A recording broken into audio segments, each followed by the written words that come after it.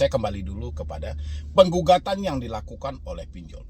Gugatan yang dilakukan oleh pinjol itu bukan tidak diperbolehkan. Bahkan saya sudah berulang-ulang kali menyampaikan sama teman-teman, ini diperbolehkan dan dipersilahkan. Pinjol kalau mau mengambil opsi untuk memproses si debitur ke jalur hukum, dipersilahkan. Bahkan OJK telah menerbitkan aturan tersebut. Setelah 90 hari hentikan segala bentuk penagihan, pinjol masih bisa menjalin kerjasama dengan lawyer, penasehat hukum, atau pengacara untuk menggugat si debitur secara perdata. Penugasan kolektor nomor K2176 strip 099-FC-04-2025 Kamis 20 November 2025.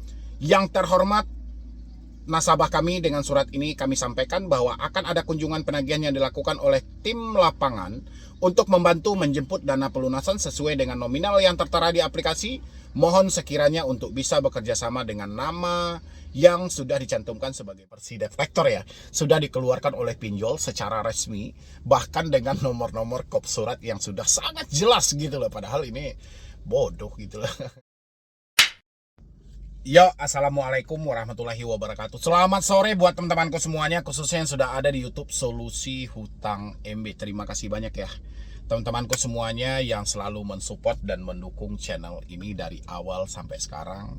Alhamdulillah channel ini terus berkembang dan pastinya selalu bisa mensupport teman-teman semuanya, terutama yang telat bayar atau tidak mampu bayar di pinjol. Oke. Kali ini ada dua hal yang mau kita bahas. Pertama, pinjol resmi katanya melakukan penggugatan terhadap nasabah-nasabah yang macet bayar. Yang kedua adalah pinjol terhitung nanti Senin depan akan menurunkan debt collector lapangan sesuai dengan surat penugasan debt collector yang telah diterbitkan secara massal oleh pihak pinjol. Nah, teman-temanku yang mengalami telat bayar di pinjol, tidak mampu bayar pinjol, tidak sanggup bayar pinjol, ini cocok banget buat Anda semuanya. Simain video ini sampai habis. Jangan teman-teman skip juga gitu, karena kalau Anda skip, kalau Anda lompat-lompatin, yang terjadi adalah teman-teman tidak mendapatkan poin apa yang seharusnya Anda lakukan. Benar atau tidak hal ini terjadi, dan habis itu Anda hanya mengerti seperempat ya, memahami juga tidak sampai setengah, nanti Anda berbicaranya double teman-teman semuanya. Makanya disimain dulu video ini sampai habis. Setelah itu, kalau misalnya teman-teman ada hal yang kurang tersampaikan oleh saya, boleh teman-teman sampaikan nanti. Oke? Yang belum mensupport, boleh disupport dulu teman-teman. Silahkan. Pinjol resmi melakukan gugatan hukum terhadap nasabah yang galbay, tidak mau bayar, ya bahasanya tidak mau bayar ya, tidak mau bayar, tidak mampu bayar ya. Tapi teman-teman dengerin dulu nih sampai habis teman-teman, karena dia cuman ada 3 risiko kalau hal ini terjadinya one prestasi atau Anda tidak mampu membayar pinjol tersebut gitu loh. Cuman ada 3 risiko. Ya, nanti tiga-tiganya akan saya bahas. Saya kembali dulu kepada penggugatan yang dilakukan oleh pinjol.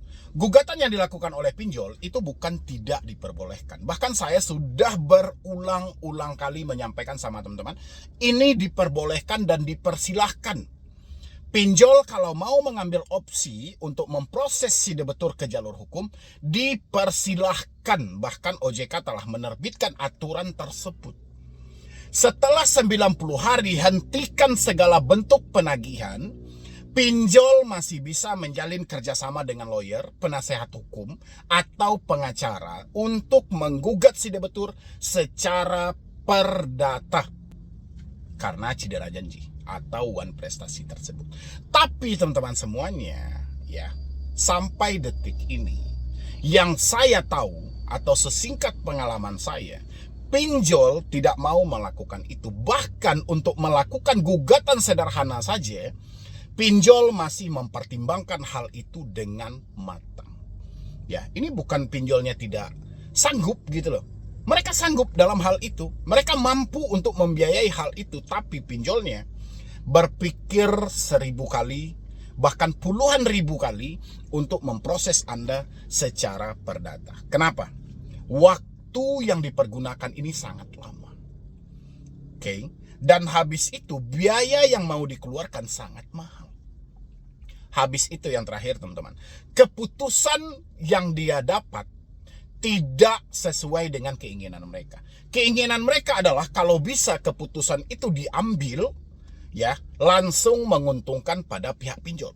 Tapi keputusan ini diambil oleh hakim nantinya, diputuskan keseimbangan di tengah keadilan. Hak si tergugat tidak dihilangkan, hak si penggugat juga tidak dihabiskan, tapi ini seimbang dan adil. Itulah keputusan yang terjadi. Ya, apa resiko di balik keputusan tersebut? Ya, resiko yang akan didapat pertama, Anda akan dibebankan dengan bunga sesuai dengan perjanjian yang ada.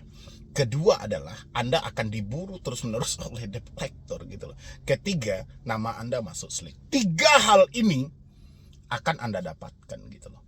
Ya, ini makanya ada ketidakpuasan dari pihak pinjol untuk memproses Anda ke dalam jalur hukum gitu loh. Mengingat mereka sendiri pun ya masih banyak hal-hal yang tidak pantas untuk dipublikasi.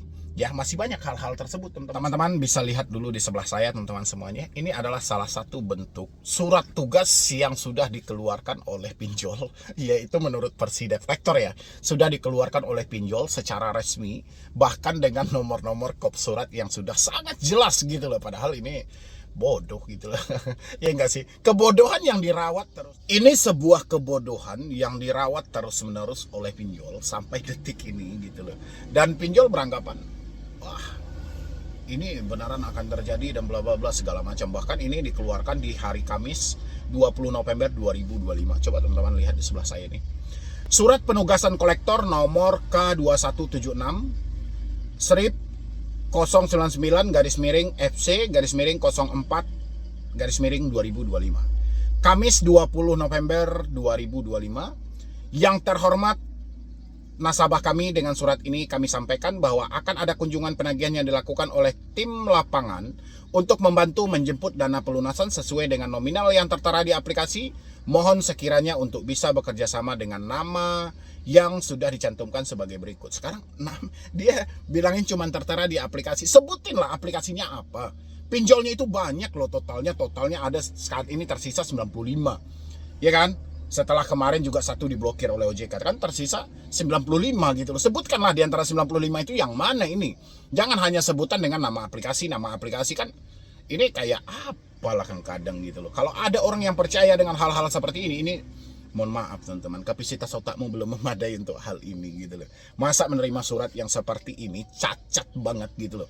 Nggak jelas juga, cacat banget. Dan Anda harus percaya dengan hal itu. Kebodohan teman-teman. Jangan dirawat hal itu ya. Jangan dirawat. Kita lanjutkan.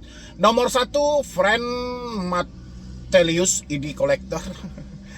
John Kokolosih, entah siapa lah ini. Betran Sihuji, saya nggak tahu lah ya. Apa lah ini. Akan ditugaskan pengumpulan pada hari Jumat tanggal 21 November 2025 pukul 01.00 sampai 04. Ini pagi dia berangkat. Ini dini hari yang ditulis loh. Apa salahnya tulisnya itu jam 13.00 sampai jam 16.00 kan? Kalau waktu siang kan seperti itu. Masa ini dini hari dia suruh jam 1 malam baru berangkat debt collectornya? Masa ada debt collector berangkat jam 1 malam ke rumah nasabah, jam 1 sampai jam 4 subuh dia mau ngapain gitu loh? Dia habis sholat tahajud diperintahkan ke sana. Kadang debt collector ini saking buru-buru, saking gilanya gitu loh. Dia sudah gila itu gitu loh. Karena targetnya tidak tercapai. Ini kan sudah mau pergantian tahun dan segala macam ya. Habis itu lagi penagihan akan dilakukan secara kunjungan, ditagih secara lunas sesuai dengan nominal yang tertera di aplikasi tanpa ada bantuan keringanan apa-apa. Iya, aplikasinya apa?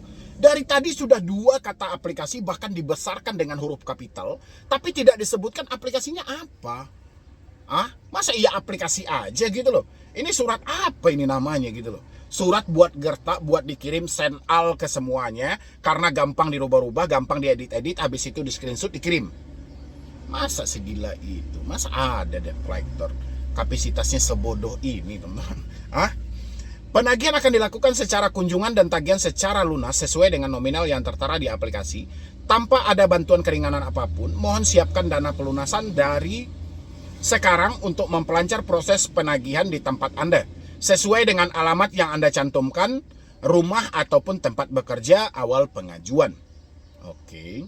Atas perhatiannya kami ucapkan terima kasih. Mitra kami Alfamart, Bank BRI, Bank BCA, Bank Mandiri, Bank BNI. Oh iyalah, ya oke lah. Jadi saran saya teman-teman, kalau ada yang terpengaruh dengan surat ini, mohon maaf, Anda berarti nggak layak pernah sekolah dari kelas 1 SD sampai kelas 6 SD. Ya, anak SD aja paham hal ini gitu loh. Nggak ada nama aplikasinya apa, cuman sebatas dia mau berkunjung. Di satu sisi, ya, kalau Anda pengen melakukan pembayaran karena ketakutan menerima surat seperti tadi, kira-kira Anda mau bayar kemana? Iya kalau cuma satu aplikasi, kalau lebih, kira-kira teman-temanku, coba sampaikan sama saya teman-teman. Ya, mungkin dari saya cuma itu aja dulu teman-teman semuanya. Terima kasih banyak Anda sudah mensupport, sudah mendukung saya juga. Mudah-mudahan dengan sesingkat video yang seperti ini teman-teman semuanya itu dapat membantu teman-teman semuanya supaya tidak ada yang ketakutan lagi. Jangan pernah percaya dengan proses hukum, pengunjungan debt collector yang selalu surat tugasnya itu dikirimkan melalui email. Habis itu pengancaman yang kita mau dibawa ke proses hukum itu dikirim juga melalui email atau WA gitu. Karena memang sumber masalah ada di sana. Atasi segera sumber masalahnya, insya Allah semuanya akan baik-baik saja. Ya, ingat, resiko Anda tidak bayar pinjol cuman ada 3 yang terjadi teman-teman. Denda dan bunga membengkak. Anda akan dikejar-kejar debt collector. Yang paling terakhir adalah nama Anda akan cacat dan masuk ke dalam data slick.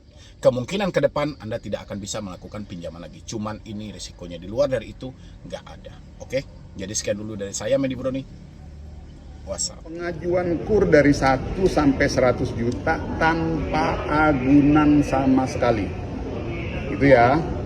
Nah, bahwa memang masih ada 1, 2, 3, 4, 5, 6, 7, 8 kejadian yang mungkin oknum-oknum di lapangan masih meminta agunan, memang kita harus akui masih ada, itu ya.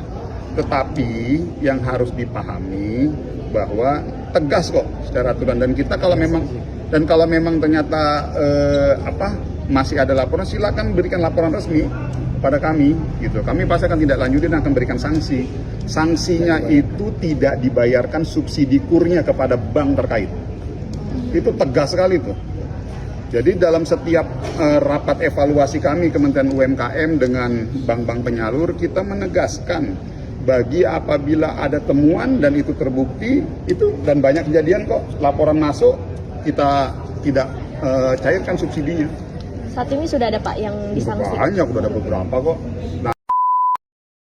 Ya, assalamualaikum warahmatullahi wabarakatuh buat teman-teman semuanya. Kali ini yang mau kita bahas itu tentang satu pernyataan dari Menteri UMKM yang mana menyampaikan bahwasannya ada hutang 1 juta sampai 100 juta itu tanpa anggunan gitu loh. Jadi kemungkinan besar dampak seriusnya kalau memang hal ini nanti direalisasikan di lapangan, pastinya nantinya para pinjol sebanyak 95 pinjol yang ada hari ini itu akan mengalami kebangkrutan gitu loh. Saya mau bacakan satu beritanya buat teman-teman semuanya.